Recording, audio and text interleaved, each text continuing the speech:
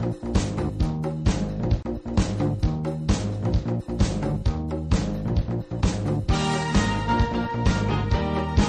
to A Well-Designed Business with your host, Luann Nigara.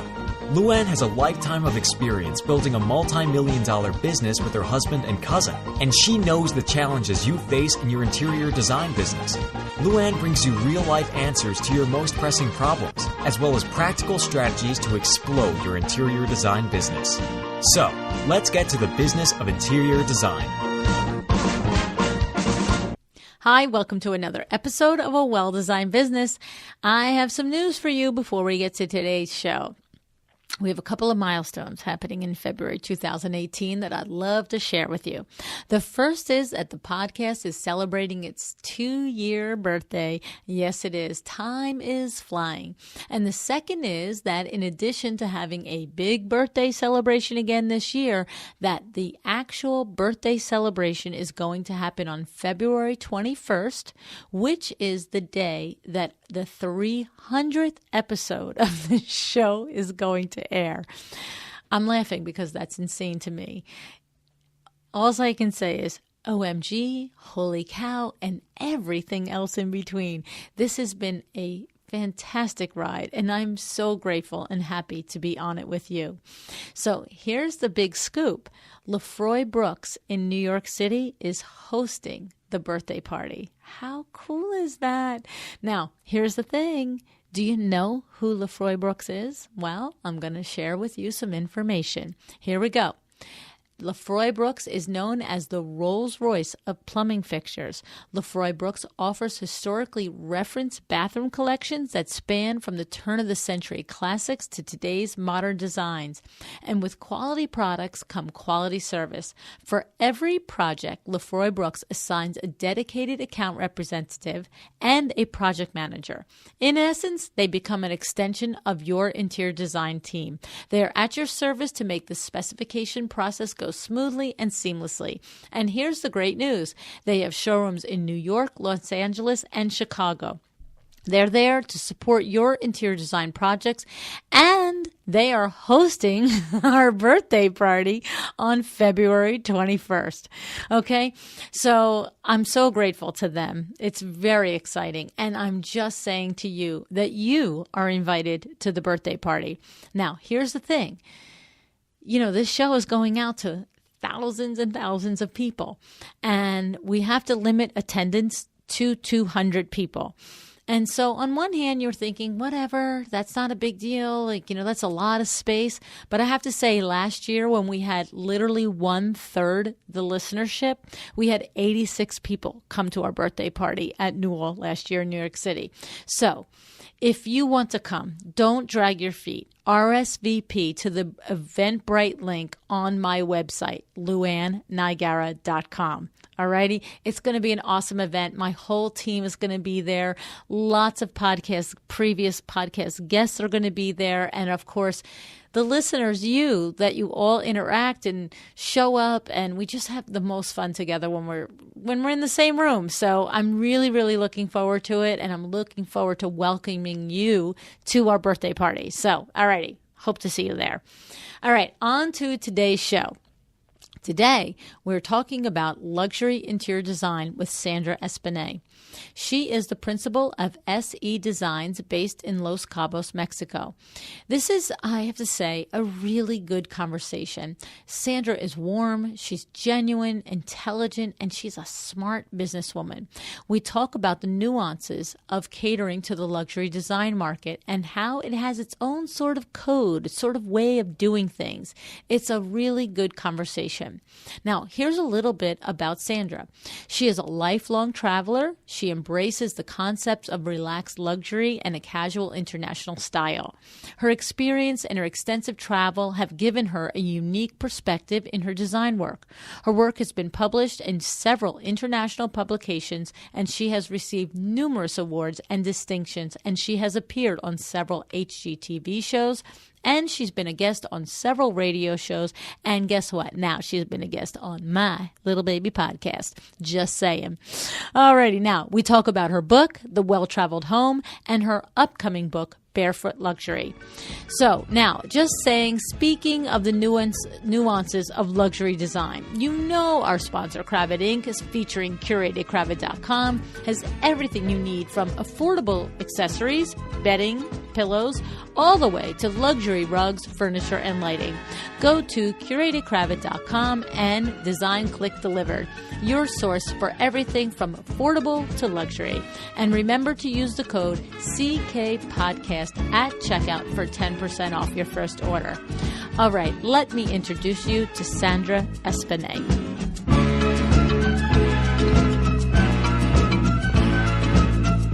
Hi, Sandra. Thank you so much for joining me on A Well-Designed Business today. Oh, it's a pleasure being here, and thank you, Luann.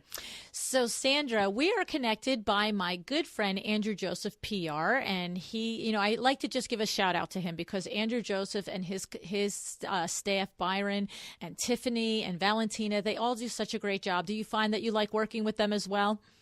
Oh, of course, I adore them. And not only that, I mean, leaving in a couple days to go to Paris to Maison Object. And of course, Andrew's my date and he'll be there. That's awesome. That's terrific. Yeah. So this, for anybody listening, if this is the first time listening to the show and you're not familiar, Andrew Joseph is a PR firm located here in New York. And he was actually a guest on the show himself. And I can put that in the show notes, what episode he was on. But I'm just going to take a minute to say, I believe this is a PR firm with a lot of heart. Like that's how I feel like it. Every time I have a conversation with somebody on the staff there, and every client of theirs is just a good person. Like, I don't know what it is. And I guess it's my bias thinking like, oh, big New York PR firm, it's going to be all whatever, but totally boutique-y, hands-on feeling. Do you agree? Well, yes, and Andrew and I have something very close in common, which is we both focus, we both know who our clients are. Andrew gets offered a lot of jobs that he says no to, and that focus means a lot to me because it shows me that he knows what he's doing and he stays within his industry. I love it. I love it. It's awesome. So, okay. So, we've chatted a little bit before our on-air discussion. And of course, as everybody knows, I've done my research on you, and we had to take 20 minutes to figure out what we would talk about today because, Sandra, you have so many aspects of your business that are interesting to me and that I know are valuable lessons that your colleagues would love to understand and know about.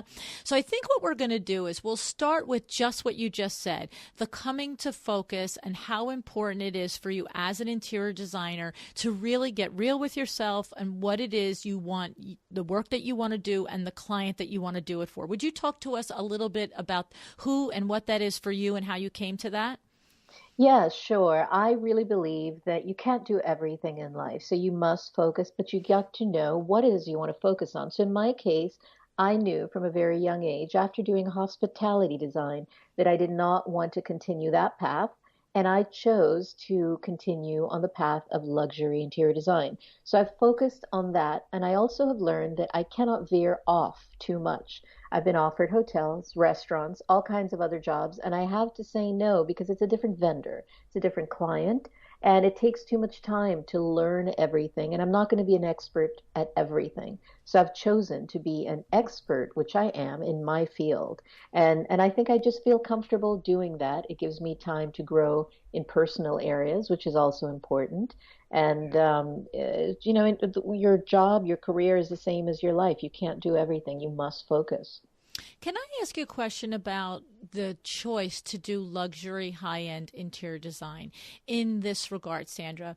Is it something that do you have to go through the ladders of the different levels of residential design and more or less graduate to luxury, or do you know or feel that you can come out of the gate and just put your stake in the claim in that portion of the industry and the business? I think that answer is going to be different for everybody. It's not so black and white. Okay. So I'm going to take fashion design. There are people who design luxury fashion, couture fashion. There's so many different aspects. You can be designing for Banana Republic. In my case, I live a specific life and I feel comfortable designing for people that I feel close to. So from a young age, I lived at a place called Ocean Reef Club in Florida, which is a private island off of Miami. And so I was automatically living and designing that life. And I continue to live and design the same life. Okay, so what it is, it's funny because we recently I recently had a conversation with a designer that usually the name comes right to my head and I can picture the conversation, but I remember this designer saying that her previous experience was in, I want to say, finance, and she was working with high net clients. And so when she went to do interior design, she knew the language, she knew the world. It wasn't something that she had to pretend to be an outsider in the space. And so what you're describing is this is your upbringing, and this is your lifestyle, and this is where you were raised. And so even like it's sort of like that. You're not then attracting that client and not understanding the language. Is that what you're describing? I think so because, a writer can only write what they've experienced. A Mm. painter can only paint what they've seen. A photographer tends to take photos of things that they learned. We all live, with what we've seen, and life is so varied. So you have to know what it is that attracts you or that calls you, and that's different for everyone. And in my case, this is my life. I mean, I travel luxury. I work luxury. I have a little kind of a blog that goes out every month. 7 things I can't live without. Mm. And if you receive that, you'll see that there are 7 things I truly can't live without, and you'll get to know who I am, Mm. and that's my life. And I'm not making them up. I'm not trying to push or pump any company. It's truly 7 things I can't live without. So if you did that exercise, whoever you are, whatever designer, whatever type you are, you'll learn yourself. You'll learn what Oh, you could design. Try it. Try it, Luann. One of these I days, write down will. Yes. So seven it's things. on your website, 7 things I cannot live without. Yes, yes. I'm And we do it surprised every I month. didn't find it. Usually I'm like, I know that. I saw it. I've got a lot of surprises. That's it. Awesome. Okay. Yes. All right. So I will do that. Okay. Terrific. Now, now, okay. So I can understand that, but that doesn't mean for anybody who didn't grow up in this reality that they can't be in the market. And I have to believe with 14 employees, and that's now you've just downsized. You had a location in LA and Los Cabos, Mexico, and now you've just recently closed the LA location. So you're Correct. only 14 employees. Hello. Correct. Yeah. So I can't, when you look at your staff and you consider your staff, are there people that you have taught to move and work and be in this world? Or do you find that to be truly successful, there has to be some sort of crossover from your personal life to inform you in this way? So yes, a lot. Most of my designers have stayed with me for years and years and years, and so they travel with me. We travel. We stay at great hotels. We meet great clients. We have had clients send their planes to pick us up to go shopping. So absolutely, my designers get to experience the lifestyle that they're designing for. And if they didn't, I really don't think they could design luxury homes because you have to know what that client wants. You have to know what luxury is, understand it, feel it, eat it at great restaurants. It's part of it. Mm-hmm. I actually really do agree with everything you're saying on it, and I think that where I'm going to relate it completely on a whole different level, much lower level of comparison, but it's the same with Kim, who works for me, and she's an interior designer that works for me, learning to be a window treatment sales, professional and so forth. And she's now 10 years doing it with me. But the point is, I remember in the beginning, I would say to her, Kim, first of all, has an amazing eye, like an absolutely, the style that she has it astounds me every single week.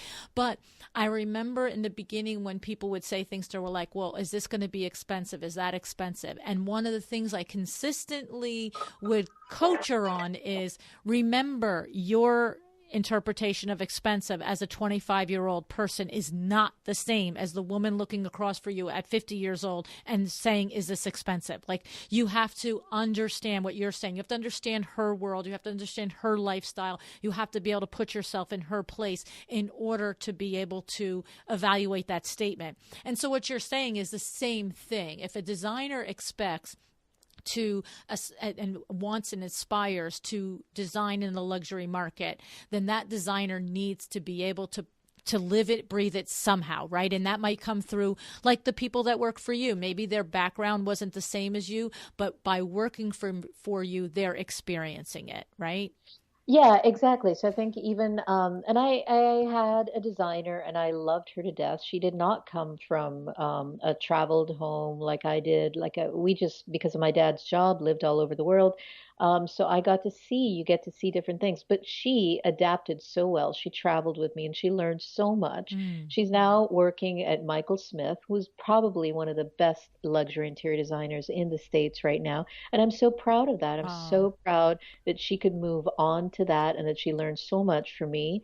And we're still friends to this day. Right. I adore her. Right, right. So that's good. So the you know, the first thing, you know, the first statement probably had a lot of our colleagues out there thinking, wait, I had to grow up a certain way in order to do this. But the explanation is that there's always ways to enhance your experiences. But the bottom line is that it is a different world and it is a different set of rules and it's a different set of expectations. And that if you it just is different. What's normal is not the same as normal for a Yeah. regular person, right? So I look at all of the luxury designers, take like Timothy Corrigan or take Mary McDonald or, they all look luxurious. They all travel well. They all, that's part of it because those are their clients. So you cannot be so different than your client that they can't relate to you. Right. So if you're doing hospitality, you have to stay at hotels. You have to know what is in a hotel.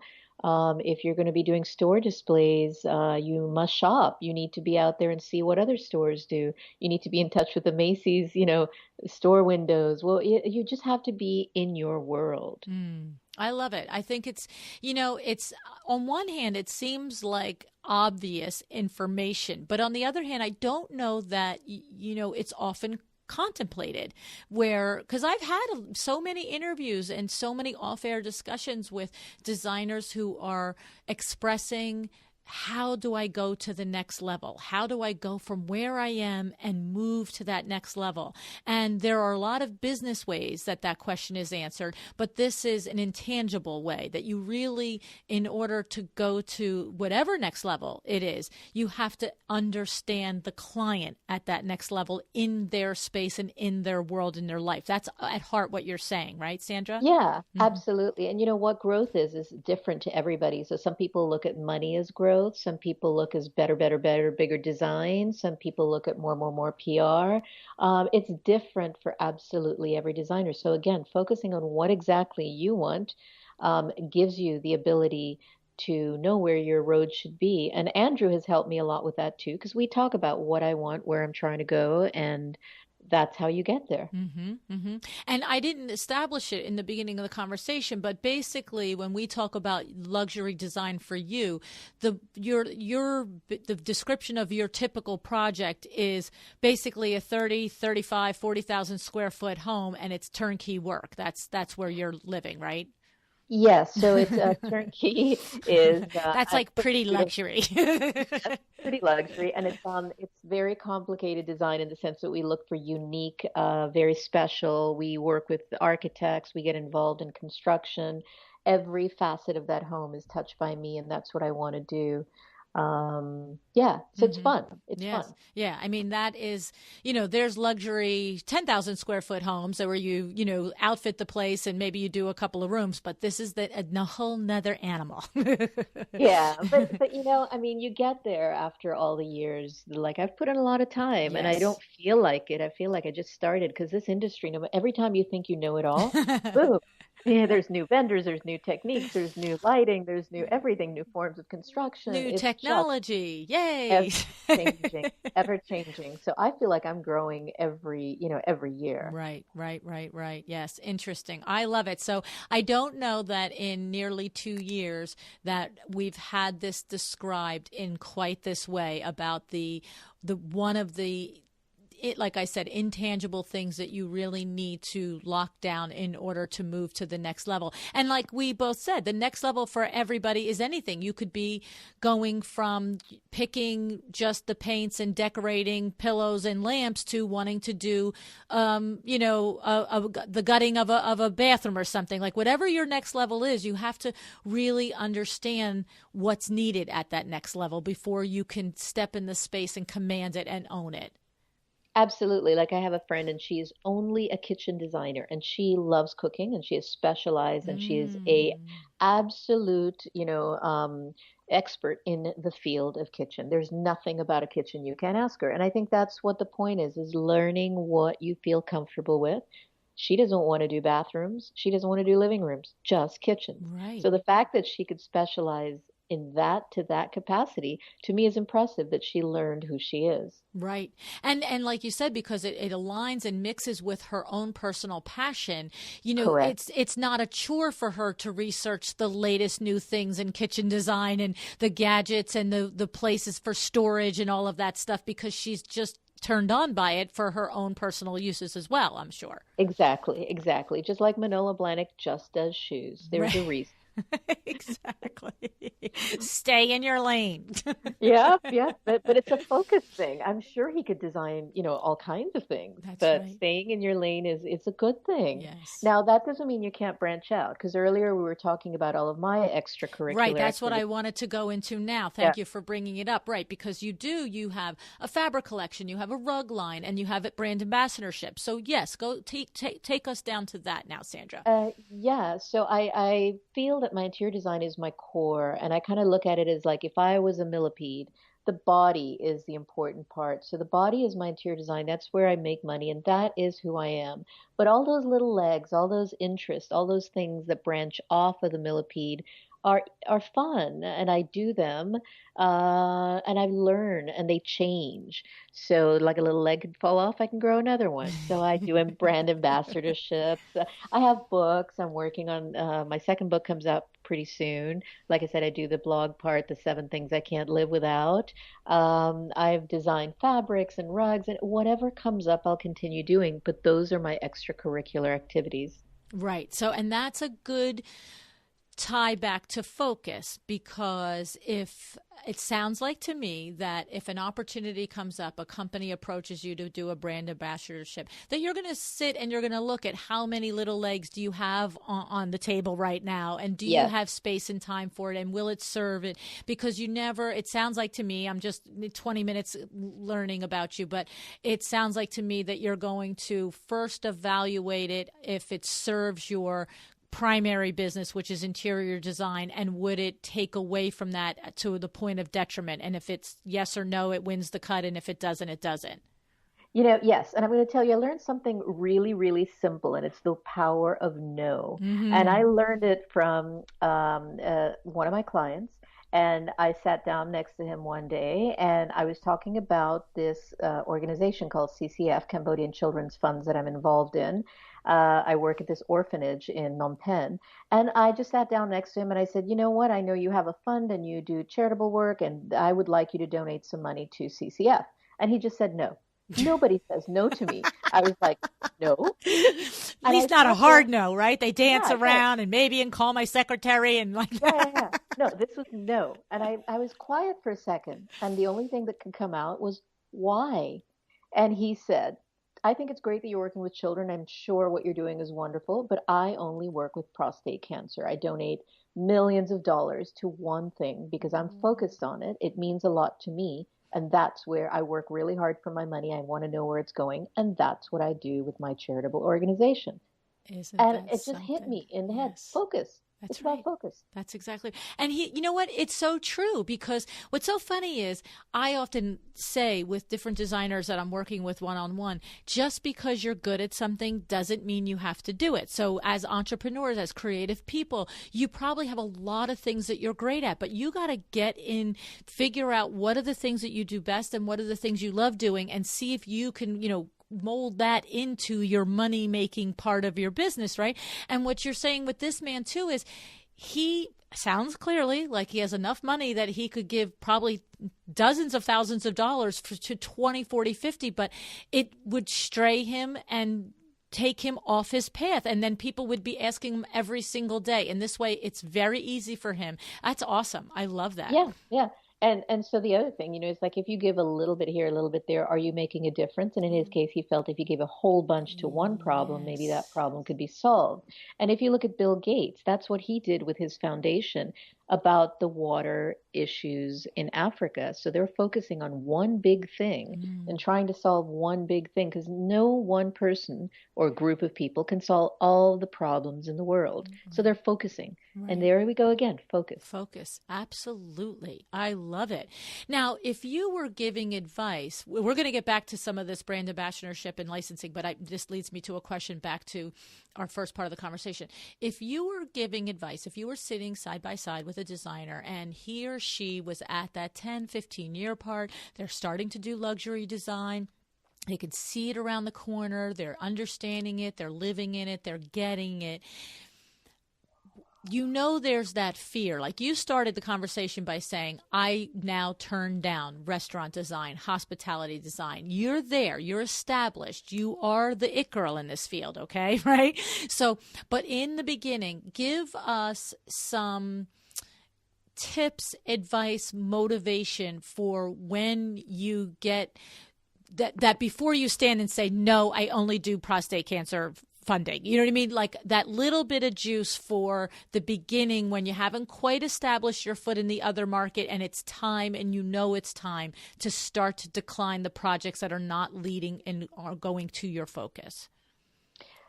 Ooh, that's a loaded question. It is. It's hard because that's the crux of it. That's the crux of it. Before you're really established and making money consistently in one design, whether it's kitchen design or luxury design, whatever it is, it's having the faith and having the nerve to do that no, right? That power of no. The first thing I'm going to say to you is if you already have your own business, you're a designer. I don't care if it's just you or 4 other people in your office. If you're not making money, you have a problem. Exactly. You should be working for somebody else. So before you lance out and get out into the world, it's a tough business. There's a lot of competition, and either you're good and you got it, or you don't. And so if you're not making money, just you're just going to hurt yourself trying to be out there. And the responsibility of having employees, you have to have payroll money coming in. And the hard part about interior design is you don't just pick paint colors. It's not all about being artistic. You also have the left brain thinking part of numbers. You have to do budgets. I'm continually adjusting, doing budgets, working with financial planners of clients. Not all clients do their own money. So I have to work with people who are in the money world. And so you have the yin and the yang, and and if that's not going to work for you and you just want to pick paint colors, work for someone else and do it well. So here's something someone told me too. There are 2 kinds of people in the world. There are leaders and there are followers. Most people think they're a leader, and they're not. There are very few leaders in the world, and there's nothing wrong with being a follower. Napoleon needed lieutenants. So if you know that you can't lead, be a lieutenant. Right. Follow the best person you can and go with the best team you can. And that in itself, I have many friends who are big designers, and their senior designers have been with them for 15, 20 years. And that has as much respect as owning your own company. Absolutely. It's funny that you say that. I just had that in a conversation this morning with a designer. I asked him, do you want this so badly, being in business by yourself? Do you want it? Do you really want it? Because if what you really want is to create terrific design and not have the hard conversations with the clients and not have the hard conversations and the accountability with the contractors and the painters, then be somebody's designer in their firm, because that is so valuable to have a person who wants to come to work every single day, create beautiful designs, put their head down and do the work, and let the principal be the rainmaker and the problem solver and the smoozer over. If that part of it gives you agita, then every principal out there needs that person, but with them and behind them. You know what I'm saying? Yeah, because a lot of times what people don't realize when they think they're going to start their own company is the fluctuation of cash flow. So as an employee and as a great employee, you get, and let's just make up a number, whatever, you're getting your $10 a month every month, no matter what. Even if that company doesn't have money, they've got to figure out how to give you your $10 a month. However, on the other end of it, the business side of it, maybe the owner of the company is not getting the same, because if there's money, great. If there isn't, hello. Exactly. So those are things that employees don't always know about. And when you start your own company, if you haven't worked for somebody and you don't know how to run a company, don't do it. Right. Exactly right. I agree with you 100%. So it's knowing yourself, knowing your strengths. And also too, I will also just, share that I remember in the beginning of our business, the early years when we would be hiring, there were two mistakes that we often made when we hired is that we'd be hiring for an admin position, say, for our showroom coordinator position, which is the person that really, I call her the mom of the office because she is the point person between each of us, installers, salespeople, owners, and our outside consumer and all of our vendors, and all of our designers that work with us. So it's like the hub. But in the beginning, before there was clarity and before you really analyze yourself and the people around you, so often when I look back at the hires that were not good, it was because I made two mistakes in the hires in the beginning. I hired extroverted, outgoing, get it done, people very much like myself because that's who I resonated with. And I was a young person in my 20s and I was like looking for other people that had these skills. And the other thing is I looked for by nature take charge people. But the thing is, when I would mature and watch as one hire after another didn't work out, I was like, wait a second. The person that's great for this job is not the person that wants the buck to stop with them, is not the person that when everybody walks in and gets up in the middle of the conversation and, takes part. You want the person that comes in that's happy to do a good job, to do it very well, put their head down, get it all done, no fanfare, no glory, and just walk out the door at the end of the day and the job is done. It's a very different personality set. And so, what you're saying is the same thing, is evaluate yourself, what your strengths are. Maybe it is as an entrepreneur and as the principal, and maybe it is as the most important person to that principal. Right? Yeah, and the other important thing too is the person that is applying for the job needs to know who they're working with. So remember I just said there are two kinds of people? Mm-hmm. Well, I'm actually going to add something to that. There's actually a third one, and I think I fall into that category. I would be a buccaneer. I really don't think I'm a leader. I think life has been great for me, and I'm very appreciative for everything. But at the end of the day, I'm a little bit more rebellious. I'm a little bit different than the average designer in the sense that I take a lot of chances with myself. I love. Even though I'm very girly and very feminine with my design, I mean, I'm the one that flies helicopters, that likes motorcycles, that gets on horses, and so I confuse a lot of people, and I'm the buccaneer. Okay, I love it. It sounds exciting. All right. So now let's go back a little bit to the discussion that we tried to start, and then that got so exciting, was the fabric collection and the rug line and the ambassadorships. Tell us a little bit about these little other legs of your millipede there. And they grew organically like everything else. So I draw, I paint, and I had a whole bunch of sketches, and I decided to elaborate on them. And that's how the rug line started, and that's how the fabric line started. So Aga John is a company that I work with a lot. I buy a lot of rugs from them, and I just simply showed my drawings to the owner. And that's how that got initiated. And in the case of Gildry, it was through my publicist, and it was just, talked about, and Gildry was interested, and they contacted me. So again, I think it's an organic thing. I wasn't stepping out of my realm. Artwork is part of interior design. Drawing is, colors are. And these, I design custom fabrics and rugs for clients anyway. So it's just part of it. Mm-hmm. Okay. And again, though, like what you said earlier is these are facets and they are little legs and parts of your business, but the core business and the income and the finances is driven by the design. In other words, it's important to remember where the bread is buttered, right? Correct. Very few people are going to get the massive licensing deals that can support their business, and so you have to look at licensing. And licensing can end at a day's notice. I mean, a company, we don't know what they're actually selling when their taste is going to change for their clients. They might, carry your product for 2 years and then be done. So it's not really as consistent. Very, very few designers are at the Barbara Berry or Laura Curar level to really have um, branding and licensing be their main business. And so, and the thing with that is that to not chase a shiny object, right? If it's like you said, it's part of and it supports, and you understand that you're healthy somewhere else, to do it if it fits, but don't chase a shiny object and leave behind the things that are supposed to be working in the other area. Well, correct. Unless that's what you really want. If you really just want to be a licensing designer, then you should focus on that. But again, focus on that. You won't be able to do both. Right. Very rarely can you do both. Right. And then the reason to do it, though, for someone like yourself, where you have a very clear recognition that it's a component of what you do, the things that it brings you recognition for clients, it brings you credibility with clients. Talk about the things that when you have it in balance, what are the positives of doing these things on top of, it sounds like you enjoy the expression of it, but what are the business positives? Well, it's a catch-22 because some clients don't like that I've done TV work. Some clients don't even like when I get published. So, for example, and this is a true story, I got one of my clients on the cover of Architectural Digest, and do you know she called me up so upset that the next house she didn't use me. So, it's not PR publicity, putting yourself out there is not always what you think it is, and you just have to be cautious of what your core is and who your core is.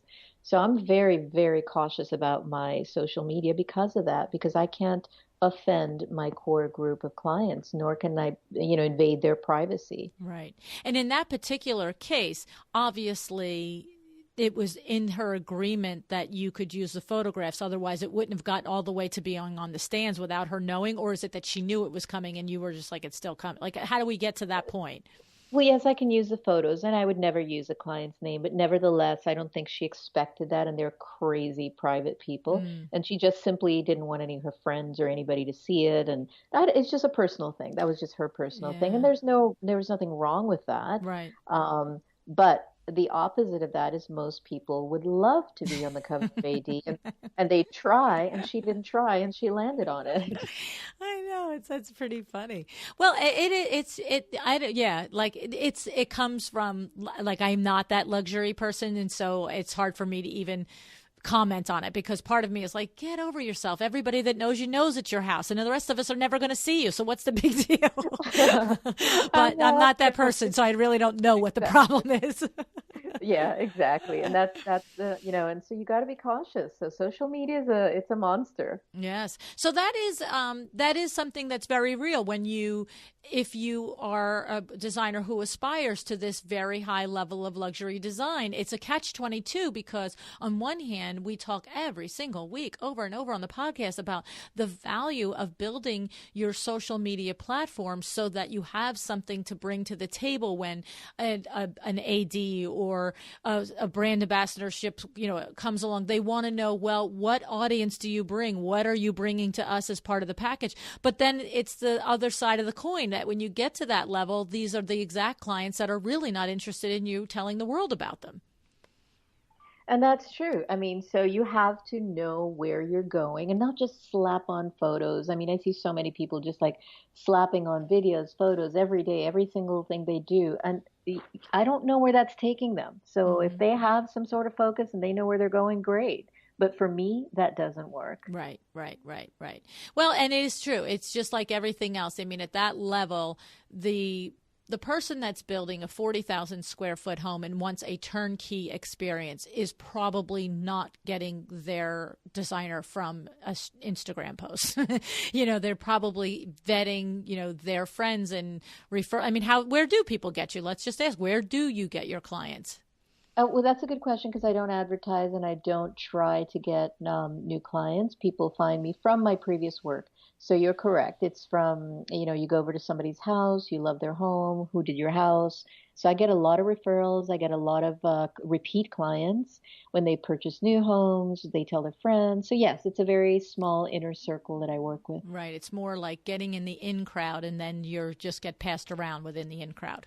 Correct. But the other side of that is that it is incumbent upon you that your processes and that your systems and your employees and yourself everything is executed at the highest level of decorum and everything, because as fast as you get in, you can get out. When it's a small knit community like that, even if that knit community is a global, international luxury client community. I found it with the podcast. It's hysterical how many people, I'll be talking with one person off air and they'll say, oh, and I was talking to so-and-so. She said she met you at the Las Vegas market. And I'm like, wait, you're from California. She's from Iowa. How do you guys know each other? And like, oh, blah, blah, blah, blah, blah. And so I imagine that your luxury clientele market is similar in that, like you just said, one person has visited somebody's vacation home and now they call you, whatever. But if you don't have an impeccable reputation in that market, that's going to implode on you pretty quickly. 6 degrees of decoration or of separation. They're coming in right now, right? That's exactly it, right? Exactly. Yeah. Yeah. I love it. Okay. So you were named by AD Mexico as a top 10 designers in Latin America. Yeah, that was such an amazing honor. And it was something. Probably one of the highlights of my career because it was unexpected. I just got a phone call and they asked, well, do you have time to come to Mexico City on this particular date for a magazine article that we're doing? And I didn't really know what it was about. And then 2 days before, they're like, well, there's a nomination and we need you to wear a black dress.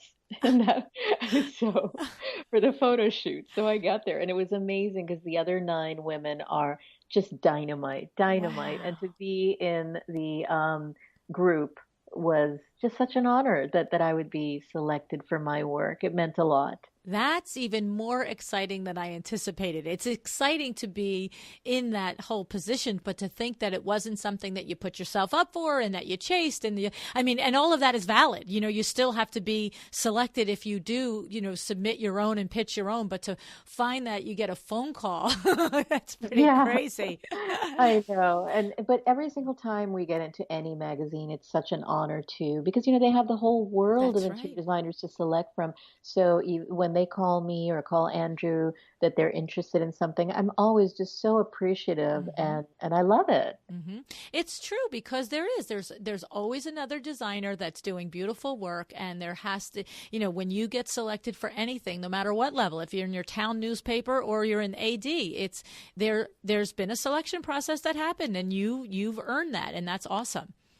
Yeah, and it really makes my staff happy too. All of my designers go wild when they see their jobs because it is their job too. Sure. And they work with me when we do the photo shoots and everything. So for them to see the end game and see it all come to fruition is really exciting. They feel very accomplished. Right. And how do you work? I know different designers, when they get to the level that you're at, there may be some designers, their philosophy is that they touch every part of the design in some way, and other designers have expressed to me that they have their staff is so well, so talented and so forth that they're not necessarily there. So how does yours work? I'm very involved specifically at the beginning. I'm the best shopper. That's one of my greatest talents. So I shop with a client and I put the whole project together. That's my big strength. And I also do the budgeting, and I make sure that before I pass the project on to a senior designer, that I'm going to say 80% of the major selections are all done and the budgeting is complete. So they know the framework within what to do. And I let them then work with the vendors, and I let them work with purchasing department downstairs because I don't like anything to do with finance or purchasing. Mm. I have to, but it's not my Mm-hmm. favorite spot. Mm-hmm. And then somewhere towards the middle end, I jump back in because I love to be involved in the installation, in the completion, making sure everything is there on time, doing the checklist. So I jump back in towards middle end. Okay. Um, and the senior designer usually on my team has an assistant as well as a junior designer they work with. So they work in groups of twos and threes for each project. Okay. And it sounds like that it doesn't necessarily even need to be any sort of conversation with the client because it sounds like at all the heavy client contact, you're there. Yes, I do all client emailing because I want to know if there's a problem and I want to know what's going on with the client. And that's the only way I can control a job is if I have communication. And then I pass off and delegate things to the design team. Okay. And how many projects does your firm typically have in the fire at one time? And that's a loaded question because remember I told you I closed my LA office. So when I Yes. had the LA office, we were doing 20 jobs at a time. Whoa. And I found it to be too much. And that's what was keeping me traveling continually. So I wasn't traveling so much for fun. I was traveling for work all the time. And it got a little boring for me and a little heavy. So I think if I manage properly with less people and we do 5 jobs at a time, I'm happier. And it's Mm. about me being happy because I think inspiration comes from a happy person. And Mm-hmm. when you're stressed out, you're not thinking right. You're just thinking about getting things done. And I like to, dive into the project and really feel it. So I feel better now that I'm with a smaller team and less work. Mm. That might sound strange because I think most people clamor to try and get more work. And I found through doing that it was the opposite. Mm. Well, and sometimes it comes from experiencing it, right? Yeah, You grew your business to the point that you had it and you experienced it, and so from knowledge, you're saying, you know what, better the other way. Let me go back yeah, the other way. yeah, Yes, okay. yeah. And well, that's a lot. And for someone like yourself, that you're putting 80% of the project together before you turning it over to your talented team for 20 clients, that is crazy. Yeah. That's and in 2 different locations. And like you said, so not only are you traveling for just to be at your own different locations, but your clients are probably not all in your neighborhood either. Correct. And then the shopping was amazing. Like it was just like too much for me. I was everywhere shopping. I'm in Houston, I'm in LA, I'm in San Francisco, and it was just too much. It was not, Mm. I didn't feel comfortable for those 2 years. I was doing too much. And then at the same time, we had some work in Hawaii and I was stretching myself. So there's only so many hours in the day. And yeah, so I feel more comfortable now. And that gives me more room to be more creative because now I had time this year to work on my second book, which is coming out in April. And I had a great time doing it. I Okay. wanted to do it. So yes, let's do that. Stop that conversation. So the first book is called The Well-Traveled Home. So tell us a little Correct. bit about that book and then go ahead and tell us about the second one coming.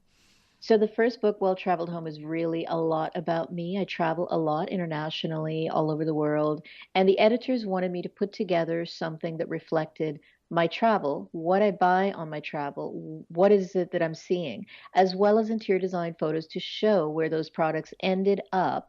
So it's a curated collection of some of my more eclectic homes. It's none of them are modern in this particular book. Nothing is uber traditional. It's very eclectic. So it's a fun book. It's personal. And the beginning of each chapter starts with mood boards of things that are relating to travel. So the very Mm. first chapter starts with a mood board of things I always take with me on a travel. Mm. So it was a very personal project. My second book, which comes out in April, it's complete already. It's in printing right now, and it's called Barefoot Luxury.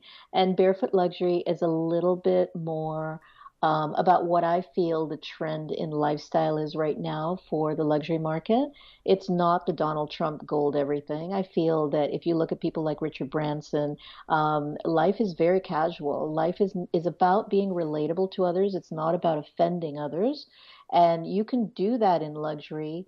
Do it very well, but not be ostentatious, which is Mm. where where and that's what the pictures in this new book show and reflect.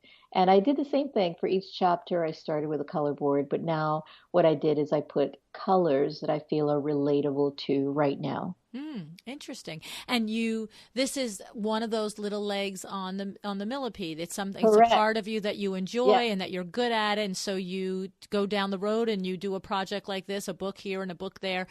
But always the home base is the design business itself. Correct, because I'm going to come back and I could never do these books if I didn't have interior design because those photos are from my projects. They're from my work, from, color presentation boards that we do in the office. So yeah, I think they relate to each other, but the core of me, of who I am, is the interior design aspect of my life. I love it. Okay. You mentioned 2 times you mentioned the shopping with clients. You actually, is it more often than not that you're shopping with client, or is that sometimes it happens and more often you're sourcing on your own, whether it's in person or online? I love to shop with clients for 2 reasons. One, I get to know them. A one-on-one, if you spend 1 or 2 days with someone, you really get to know who they are. So when they walk away, I can run with that project. But not everybody has 2 days to give me, believe it or not. A lot of people in, the luxury market are super busy. If it's a wife, she might have things to do for her husband. She might be traveling with him. If it's a male, he might be working and not have an entire day to give me. So there are times where I have to do presentations and bring things to them or work at it alone just from what I know from them. So there's a lot of design psychology that comes with shopping, and I adore it. That's probably that and the delivery of the home at the end when I see the finished project, the beginning and end are my favorite. Isn't that's I don't know that I've interviewed a single designer that said they loved the part of shopping with clients. Now, there may have been some that I've been on the show and we just didn't get to it, but I have heard more than a couple of times people who don't like the shopping with the client. Oh, I travel a lot with my clients. So, for example, I invite them to come with me. So I've taken quite a few people to, let's say, San Miguel de Allende. I've taken clients to Mexico City. I have been to New York with clients. So for me, it's fun. I've been to Miami a couple of times, and I take them depending on what I think they're looking for. I think the direction. I take a lot of people to LA because I have a place there and they want to come to LA because LA is also a fabulous shopping market. But I took a friend to India. We went shopping in India. So, whatever needs to happen. Interesting. And yeah. And I brought tons of textiles back from India. That was crazy. Now, in that shopping experience, because I hear what you're saying. You're saying that you're getting to know your client and you're really getting to know their personality. And so that when you're not with them, you can really put yourself in their position a little bit and feel what's going to make them happy. So Yes. Is it that the shopping experience is a jumping off point where you're shopping together and you're gathering ideas and you're gathering concepts and you're seeing what resonates? Or is it after you've made a presentation, you've said, look, we're going to have 3 sofas, 2 lamps, a chair, and now we're going to go shop? It almost sounds like it could be inspirational, but that seems like a lot of walking in circles time. But where is that? I start with a floor plan. I can't go shopping without a budget and a floor plan. There are Budget 2 and things floor that I plan. need. Okay, Yes. good. So the reason is if somebody has I'm just making up numbers. Let's say Yeah. somebody wants to spend 600,000 and somebody's spending 2 million. They're 2 totally different vendors. I need to know where to take them. See. I can't just drag them all over the world. There are too many stores, too many vendors. I have to have focus on where I'm taking them. So I pre-shop and I will have a list of where I'm taking them. Sometimes I need to go in advance to make sure that what I'm taking them is going to be, what I think appropriate. And you pre-shop, you get prepared. It's not just randomly, oh, let's go out there like 2 girlfriends. And, that's not, It sort of sounded fun like that, so I wasn't sure. well, for the client, it is. They don't to see the work that goes prep into that what goes I do behind for the it. prep. So for them, of course, I want them to have that fun experience. And, we're 2 girlfriends out there shopping. We're going to have lunch. And what are you wearing? And let's have a great time. But we're also looking at things. I can, if she says, oh my God, I love that sofa. And I look at it, does it come in the size? Can we get it? Yep, you can get that one. That's perfect. Or absolutely not. That doesn't work. So I'm there to guide her, but I also want to see, and I keep saying her, I've been Yes. shopping with and them, Right. what their taste is, where they're going, what I need to delete for them, because Mm-hmm. that's just as important. Mm-hmm. And the whole shopping experience needs to be fun. So I let them pick absolutely everything, and then I hone it down when I get back to the office as to what works, what doesn't, what fits in the budget, what fits in the floor plan. And but that is definitely my forte. I love it. I have a great time, Mm. and I don't know. It's just part of it. Right. Well, it doesn't surprise me that even though on the surface it sounds like just a fun day with two friends, but that you have a very specific plan, outline, and focus and agenda for what's going to be accomplished. So, Correct. Yeah, there's certain tastes, there's certain styles, there's certain, budgets. So all of these things have to come into consideration. this is a crazy question and really not so relevant to everything, but have you ever been in the midst of that 1 or 2 or 3 day shopping excursion and thought, I don't really like this person? I guess No, we not probably can't answer really. that. You probably don't But have that many clients. What did I just do, right? It's not like you have 450 clients a year.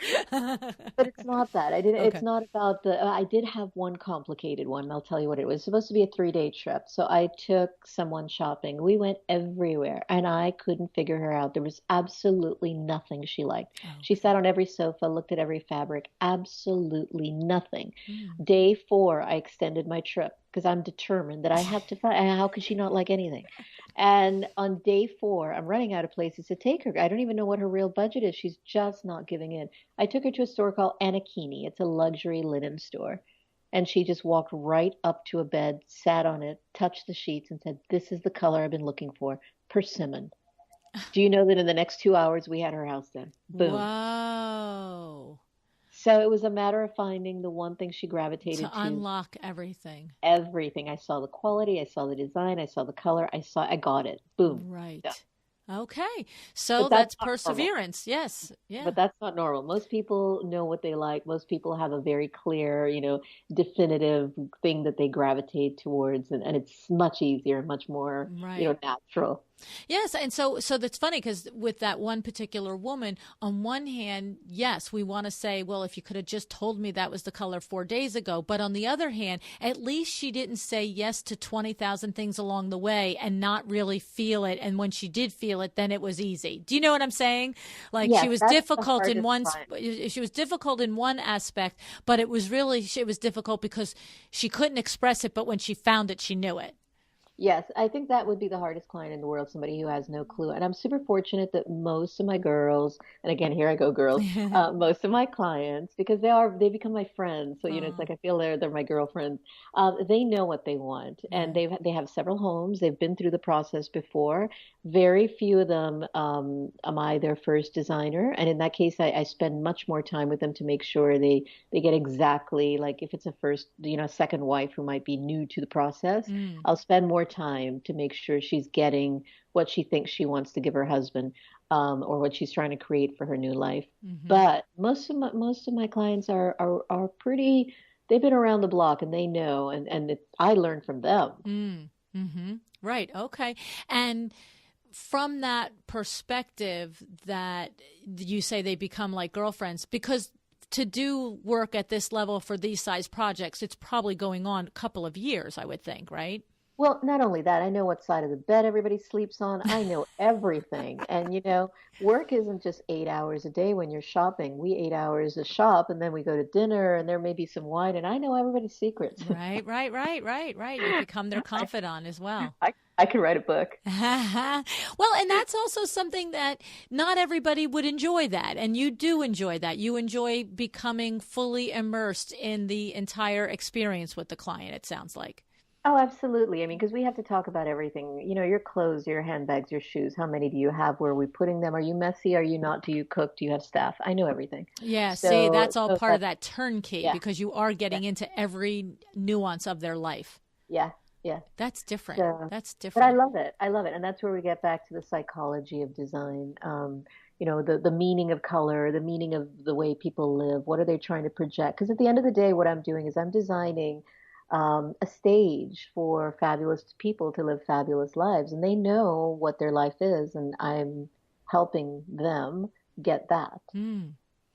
I have to tell you, as I think it's a smart thing for any designer listening to really, listen to what Sandra's describing, the parts of the process of this level of interior design that she truly loves. Because if you are honest with yourself, you may not love that. You may not love having, an 8-hour shopping day and then having dinner with them and knowing their personal lives. You may not care if they have 20 pocketbooks or 50 pocketbooks and where are they all going to fit. I mean, it's something that it's a whole kit and caboodle package. When you say turnkey, it's not just the turnkey of everything you're turning over. It's the turnkey of everything you're accepting from them, from their life, their personal life, their issues, their dreams, their designs, everything. It's like, I don't know that I would want that much intertwined with somebody that was quote unquote a client. Do you know what I'm saying?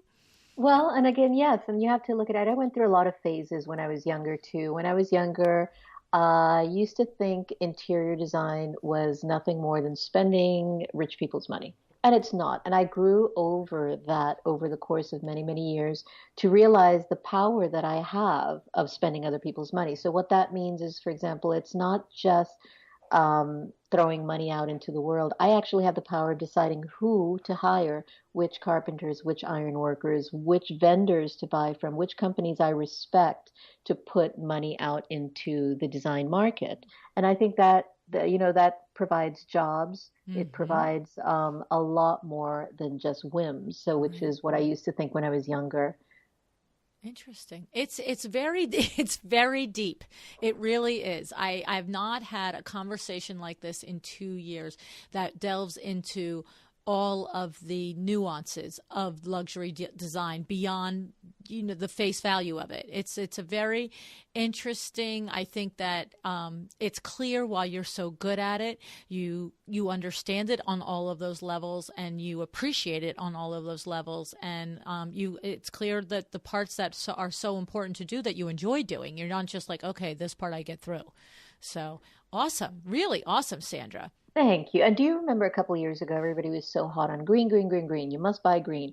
And I just remember going, well, that doesn't make sense. I mean, I've already, without even knowing it, I have been supporting vendors who did the right thing just because that is the luxury market where it's heading. It's about being real, relatable, and not being a jerk to the planet. And, so those things were already in our company culture. Yeah, no, it's something else. I'm curious the reaction that I will hear from designers on this show, because for me, it's an eye-opening look at a part of the interior design, stratosphere, like, caste system, whatever you want to call it. You know what I mean? The layers of interior design that I had not previously really considered at this deep of a level of all the different things that go into it. So I really appreciate your candor with us, and you're sharing us all these opinions. And it's a really, it's a nice, I think it's a good show for anybody who aspires to it, to understand all of the other things that come with it. It isn't as you just said, it isn't just having the ability to pick a sofa that is not in, you don't have to okay, I can only afford $1,000 sofa. You can pick the 20,000. It's not just that. It's a whole other thing that comes along with the responsibility and then the opportunity and the gift of being able to be a luxury interior designer. Well, thank you for having me. It's been an honor to talk to you too. I know we missed another previous appointment, and so I thank you for making time for me today. Not at all. I'm so glad it worked out. Thank you. All right. Bye. Big kiss.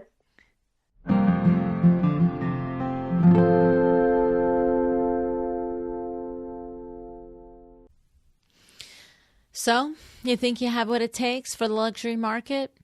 I know it's something that many aspire to. Right?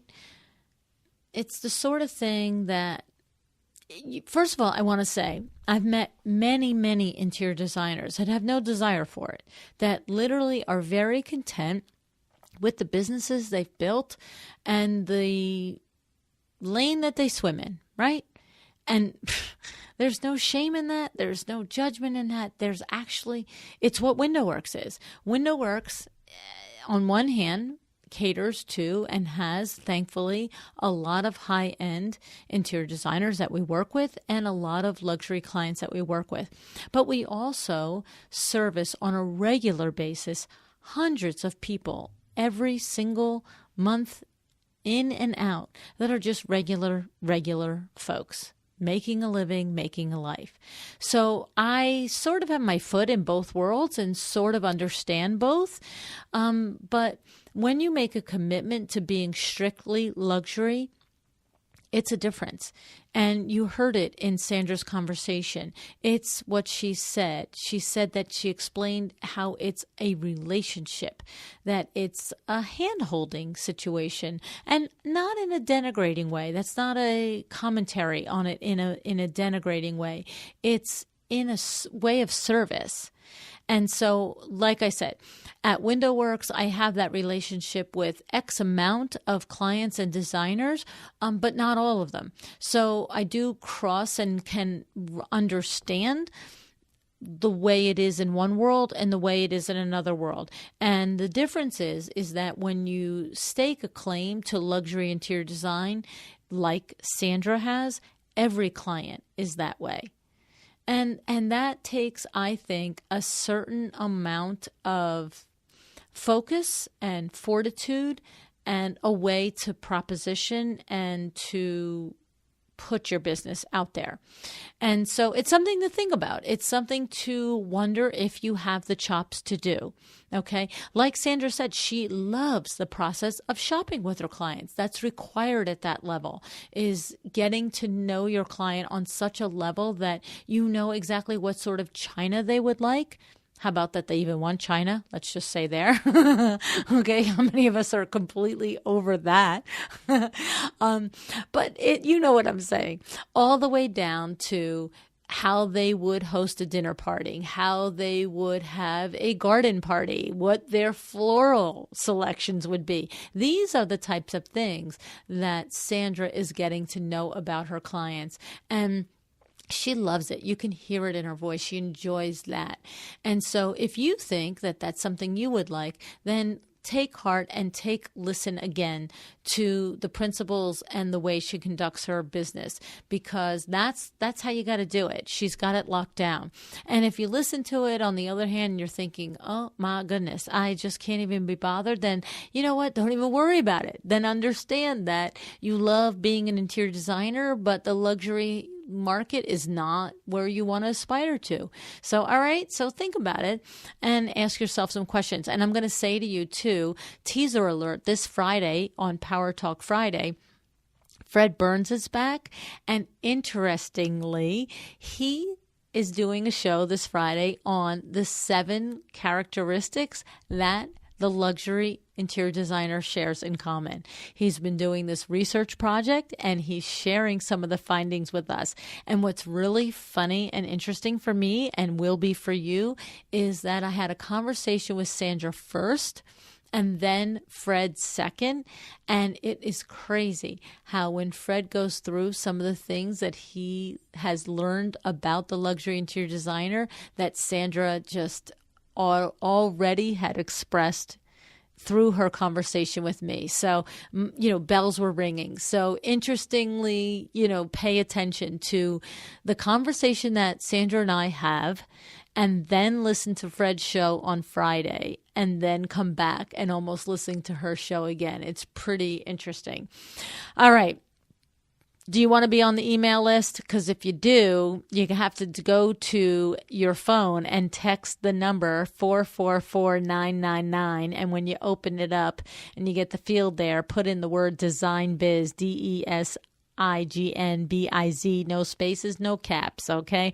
And then you will be on our email list, and you will know the details about the birthday party. You will know the details about any place that I'm speaking, and you will always know what guests are coming up on the podcast, all right? So 444999 and put in the word Design Biz. Also, follow me on Instagram at Luann Nigara and on Facebook at A Well-Designed Business, because that's the 2 places that I really am the most, okay? Love to connect with you there. All righty. That is it for today. I have to tell you, I really, really am having an awesome time being with you guys every single week. And I am so grateful that you show up to listen to me. And I appreciate it and value it so much. Thank you so much. Have an excellent day.